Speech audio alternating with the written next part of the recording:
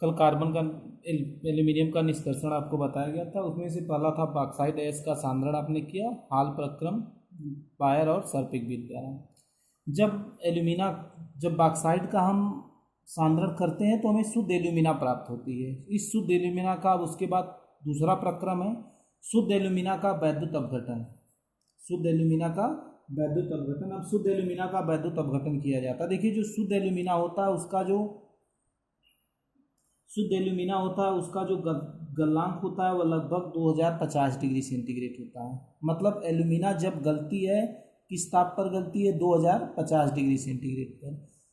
लेकिन एल्यूमिनियम का क्वथनांक 1800 डिग्री सेंटीग्रेड होता है। ध्यान देंगे, जो शुद्ध एल्यूमिना होती है उसका गलनांक 2050 डिग्री सेंटीग्रेड होता है। मतलब शुद्ध एल्यूमिना 2050 डिग्री सेंटीग्रेड पर द्रव में बदलेगी। लेकिन एल्यूमिनियम का जो क्वथनांक होता है वो 1800 डिग्री सेंटीग्रेड होता है। मतलब एल्यूमिनियम वाष्प पर 1800 डिग्री सेंटीग्रेड पर ही वाष्प में बदल जाएगी। पहली बात की, जो एल्यूमिना होता है वो वैद्युत का कुचालक होता है। वैद्युत का कुचालक होता है, इसमें धारा प्रवाहित नहीं होती, साथ साथ इसका गलनांक 2050 डिग्री सेंटीग्रेड होता है। इससे पहले ही इसमें उपस्थित एल्यूमिनियम वाष्पित हो जाता है, क्योंकि एल्यूमिनियम का क्वथनांक जो होता है 1800 डिग्री सेंटीग्रेड होता है। मतलब अगर शुद्ध एल्यूमिना का सीधे आप वैद्युत अपघटन कराना चाहें तो शुद्ध एल्यूमिना जब पिघलेगी उससे पहले ही एल्यूमिनियम वाष्पित हो जाएगा। इससे बचने के लिए हम क्या करते हैं, देखिए, सबसे पहली बात कि एल्यूमिना विद्युत का कुचालक होता है, इसलिए इसमें क्रायोलाइट Na3Al क्रायोलाइट और फ्लोस्पार CaF2 ये मिला दिया जाता है। जब इन सबको मिला देते हैं तो एल्यूमिना वैद्युत की सुचालक हो जाती है।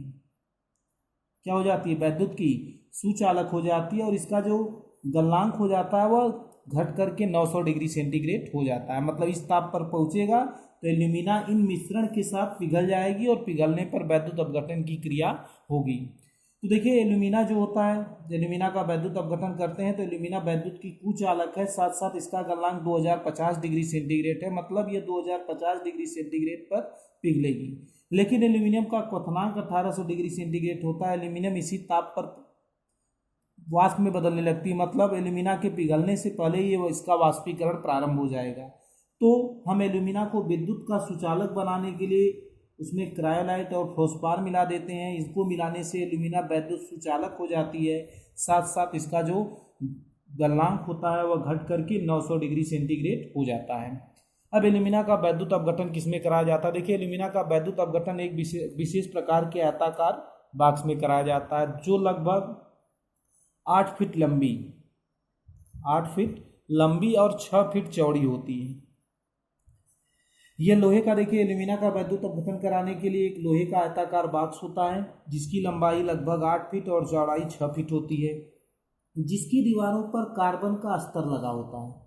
जिसकी दीवारों पर क्या लगा होता है? कार्बन का अस्तर लगा होता है, जो कैथोड का कार्य करती है। देखिए, ये आयताकार बॉक्स है, 8 फीट लंबा और 6 फीट चौड़ा, और जिसकी अंदर की दीवारों पर कार्बन की परत लगी होती है। ये कार्बन की परत जो होती है वह कैथोड का कार्य करती है।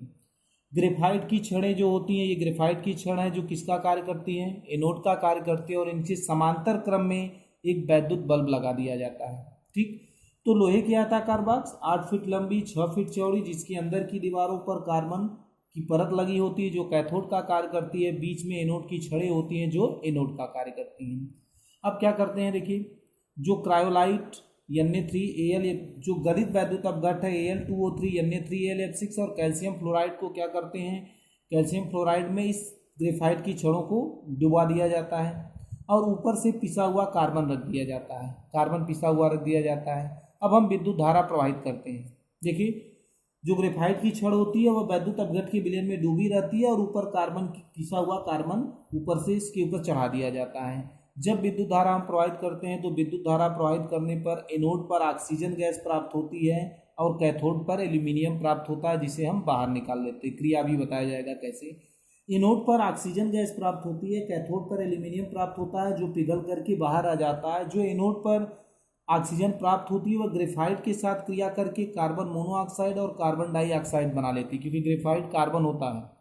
तो ग्रेफाइट जो होता है वह कार्बन ऑक्सीजन के साथ क्रिया करके कार्बन मोनोऑक्साइड और कार्बन डाइऑक्साइड बना लेती है। इसका मतलब जो ग्रेफाइट की छड़ है वह धीरे धीरे क्या होती है? समाप्त हो जाती है। जब समाप्त हो जाती है तो कुछ समय बाद इसमें नई छड़ें लगाई जाती हैं। तो देखिए विद्युत धारा प्रवाहित करने पर जो एनोड होता है उस पर ऑक्सीजन गैस प्राप्त होती है, कैथोड पर पिघली हुई एल्यूमिनियम प्राप्त होता है। जो कैथोड पर जो एनोड पर एल्यूमिनियम का ऑक्सीजन गैस प्राप्त होती है वह कार्बन के साथ क्रिया करके कार्बन मोनोऑक्साइड और कार्बन डाइऑक्साइड बनाती है। मतलब ग्रेफाइट बार बार क्रिया करेगी तो कुछ समय बाद ये समाप्त हो जाएगी। इसके लिए हम बाद में नई ग्रेफाइट की छड़ लगाते हैं। अब देखिए कैसे विद्युत अपघटन की क्रिया होती है। जब विद्युत धारा प्रवाहित करते हैं तो क्रिया कैसे होती है। देखिए विद्युत धारा प्रवाहित करने पर पहले cryolite Na3Al F6 2Na3Al F6 इसका वैद्युत अपघटन होगा तो बनाएगा 6Na plus 2Al3 plus 6F-। ठीक। एनोड पर कौन जाएगा, एनोड पर ये जो ऋण आवेश है वो एनोड पर जाएगा, ये 12F- होगा, 6 दूना 12F- gives out 6F2 plus 2E-। Fluoride 12 electron का त्याग कर देगा, 6F2 बनाएगा। जो एल्यूमिना होती है 2Al2O3 प्लस 6F2 क्रिया करके बना लेती है 4AlF3 aluminium fluoride plus 3O2। Aluminium fluoride जो होता है वह वैद्युत अपघट है, वह निकल करके फिर Al3+ बना लेता है। मतलब यहाँ भी Al3+ मिला, यहाँ से भी हमें Al3+ मिलेगा। अब देखिए जो ऑक्सीजन गैस बनी वह कार्बन मोनोऑक्साइड के साथ कार्बन के साथ क्रिया करके कार्बन डाइऑक्साइड या कार्बन मोनोऑक्साइड बना लेती है। ये एनोड पर होने वाली क्रिया है। अब जो Al3+ बना है वह कैथोड पर जाएगा। एल्यूमिनियम फ्लोराइड का भी Al3+ कैथोड पर जाएगा। ये कैथोड पर जाएंगे। जब कैथोड पर जाएंगे तो Al3+ 2Al3+ plus 6E- gives out 2Al। Cathode पर हमें एल्यूमिनियम प्राप्त हो जाता है।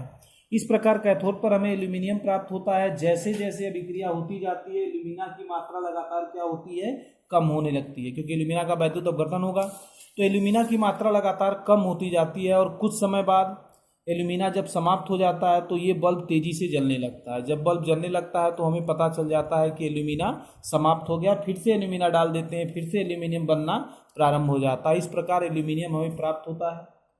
देखिए जब एल्यूमिना समाप्त हो जाती है तो वैद्युत बल्ब जलने लगता है, और जब जलने लगता है तो हम फिर से इसमें एल्यूमिना डाल देते हैं। इस प्रकार एल्यूमिनियम का क्या हो जाता है, जो एल्यूमिना है उसका वैद्युत अपघटन से हमें एल्यूमिनियम प्राप्त होता है। ये जो एल्यूमिनियम प्राप्त होता है वह लगभग 99.8% शुद्ध होता है। मतलब इसमें कुछ अशुद्धियाँ भी होती हैं। अब इस विधि को हम हाल हेराल्ड विधि भी कहते हैं।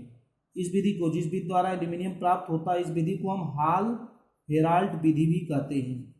तो ये एल्यूमिना का वैद्युत अपघटन हुआ। जो एल्यूमिनियम प्राप्त हुआ वह 99.8% शुद्ध होती है, और इस विधि को हम हाल हेराल्ड विधि कहते हैं। अब कल एल्यूमिनियम का शोधन बताया जाएगा। एल्यूमिनियम समाप्त हो जाएगा, उसके बाद हम कॉपर की मेटलर्जी पढ़ेंगे।